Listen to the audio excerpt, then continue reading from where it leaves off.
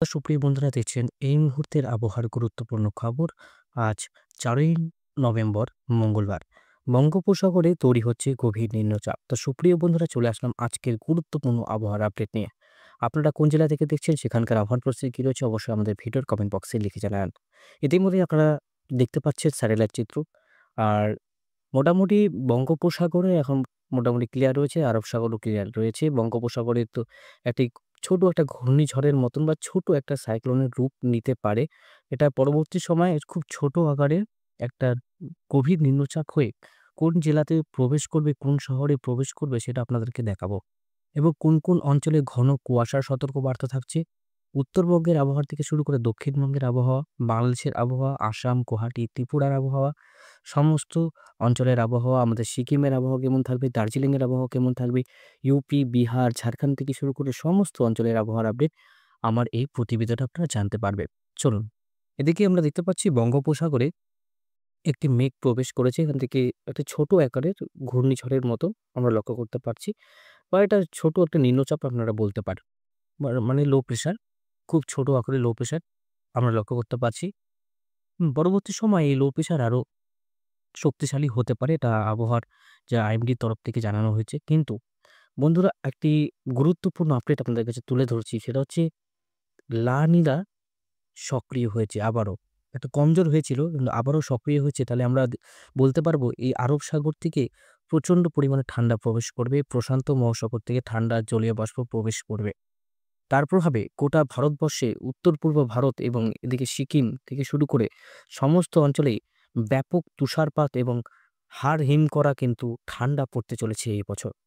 উত্তরবঙ্গে তো ব্যাপক ঠান্ডার সতর্কবার্তা থাকছে। এই দুদিন থেকে কিন্তু ঘন কুয়াশা, সন্ধ্যাবেলা কুয়াশা পড়ে যাচ্ছে। সকালের দিকেও কিন্তু আমরা কুয়াশা লক্ষ্য করতে পারছি। বিভিন্ন অঞ্চলে কিন্তু কুয়াশা আমরা লক্ষ্য করতে পারছি। বিভিন্ন অঞ্চলে তাপমাত্রা অনেকটাই কিন্তু কমবে।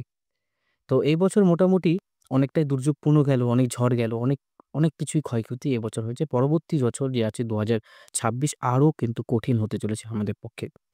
তো অবশ্যই চ্যানেলটিকে সাবস্ক্রাইব করে রাখবেন সঠিক আবহাওয়ার আপডেট পাওয়ার জন্য। আমি আপনাদেরকে এক্সট্রিম ফরকাস্টে নিয়ে যাব একটা গুরুত্বপূর্ণ আপডেট দেওয়ার জন্য। বন্ধুরা এখন বৃষ্টিপাত নেই বললেই চলে। সকাল থেকে কিন্তু আবহাওয়া অনেকটাই পরিষ্কার, কোথাও মেঘলা, কোথাও হালকা রোদ। কিন্তু রোদ অনেকটা ড্যাম, ড্যাম রোদ থাকবে এই কদিন। উত্তরবঙ্গ বলুন, দক্ষিণবঙ্গ বলুন। আর মোটামুটি আমি আপনাদেরকে কালার কোডিং ভাবে একটা জিনিস বলছি, এটা শিখে রাখবেন বা জেনে রাখবেন। দেখুন, এই যে নীল কালার রয়েছে, এই নীল কালার হচ্ছে ঠান্ডার একটা আইকন বা কালার। এই গরম হচ্ছে হলুদ মানে ওয়ার্ম মানে হিউমিডিটি লেভেল এবং গরম এই জায়গাগুলো।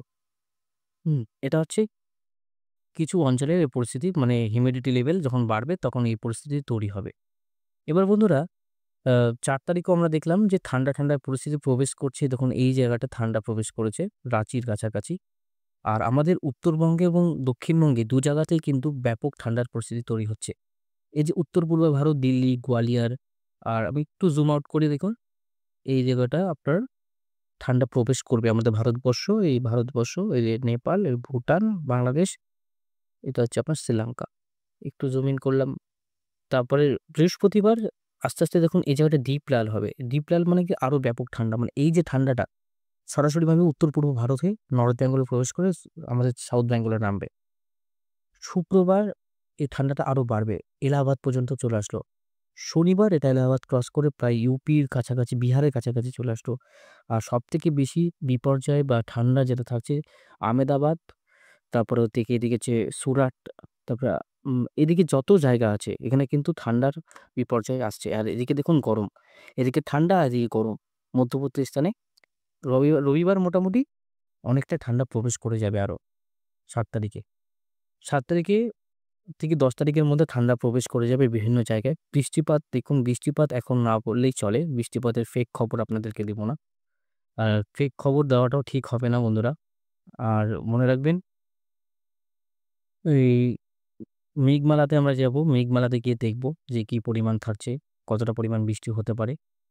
বৃষ্টির কোনো সতর্কবার্তা নেই কিন্তু ঘূর্ণাবর্তের প্রভাবে যেটা রয়েছে দক্ষিণবঙ্গে একটু বৃষ্টি হতে পারে। আমি উপগ্রহ চিত্রতে যাবো আবার, সেটা আপনাদেরকে আবার দেখাবো উপগ্রহ চিত্রতে। উপগ্রহ চিত্রতে লক্ষ্য করা যাবে বন্ধু মোটামুটি এই জায়গাটা মেঘ প্রবেশ করবে। খড়গপুর, বালাসোর, হলদিবাড়ি, তারপর হচ্ছে হলদিয়া, জলেশ্বর, বারাসত, পিরোজপুর, মতিরহাট, লালমোহন, কলাপাড়া এই সমস্ত অঞ্চলে। তারপরে সমস্ত অঞ্চলে কিন্তু মেঘ যখন প্রবেশ করে যাবে, তারপর হবে কি হচ্ছে খানিকটা হালকা থেকে মাঝারি বৃষ্টি দক্ষিণবঙ্গে প্রবেশ করবে এবং শীতল বায়ু প্রবেশ করবে তা পরক্ষণে। তাই আমরা দক্ষিণবঙ্গ শীত পাচ্ছি আগামী ২৪ ঘন্টায়। আগামী ২৪ ঘন্টা দক্ষিণবঙ্গে হালকা থেকে মাঝারি বৃষ্টি পাচ্ছি। প্রায় আমি বলে রাখি অতদূর যাবে না। খড়গপুর, কলকাতা থেকে শুরু করে আশেপাশে পুরুলিয়া, বাঁকুড়া পর্যন্ত না গিয়ে মোটামুটি পূর্ব মেদিনীপুর, পশ্চিম মেদিনীপুর, ২ চব্বিশ পরগনা, হাওড়া এবং হুগলি এই সমস্ত অঞ্চলে হালকা বৃষ্টির সতর্কবার্তা থাকছে। পুরুলিয়া, বাঁকুড়ার দিকে কিন্তু ঘন কুয়াশা পড়ার সম্ভাবনা রয়েছে। তো এই বছর আমরা কুয়াশা কিন্তু নভেম্বর থেকে পেয়েছি, অক্টোবরেও কিন্তু কিছুদিন কুয়াশা পড়েছিল ব্যাপক। আর বৃষ্টির যে অনুপাত যে আমরা লক্ষ্য করতে পারবো বৃষ্টির অনুপাত কতটা হতে পারে, মোটামুটি দেখুন বৃষ্টি কিন্তু নেই বললেই চলে। আমি আপনাদেরকে প্রায় ১০ তারিখ পর্যন্ত দেখে নিই, অতদূর দেখানোর দরকার নেই। ১০ তারিখ পর্যন্ত দেখুন বৃষ্টির কোনো সতর্কবার্তা নেই বন্ধুরা। আমি মোটামুটি এই জায়গাটা যাই ৮ তারিখ পর্যন্ত একদম বৃষ্টি নেই বললেই চলে, বৃষ্টি নেই। আর এদিকে আমরা এক্সট্রিম ফরকাস্টে আবার যাব, আপনাদেরকে পূর্বাভাসও দিব যে কী, কী পরিবর্তন আসতে পারে। মোটামুটি আমরা দেখতে পাবো পরিবর্তন, সেটা হচ্ছে ঠান্ডার। ঠান্ডার পরিবর্তন আমরা লক্ষ্য করতে পারবো। তাছাড়া কিন্তু বৃষ্টির কোনো সতর্কবার্তা নেই। বৃষ্টির পরিমাণটা আপনাদেরকে দেখিয়ে দিলাম, উপগ্রহ চিত্র দেখিয়ে দিলাম, মেঘমালা তো এলাম, মেঘমালা তো দেখিয়ে দিলাম। আর এরপরে মোটামুটি ব্যাপক পরিমাণে বৃষ্টি, সেটা হচ্ছে সাইক্লোন। একটা সাইক্লোন তৈরি হয়েছে, সাইক্লোনটা আপনাদেরকে দেখানো মোটামুটি দেখিয়ে দিচ্ছি এখানে। এটা হচ্ছে সাইক্লোন, ফিলিপিন্সের দিকে অবস্থান করবে। ফিলিপিন্সের দিকে দেখতে পাচ্ছেন সাইক্লোন তৈরি হয়ে গেছে।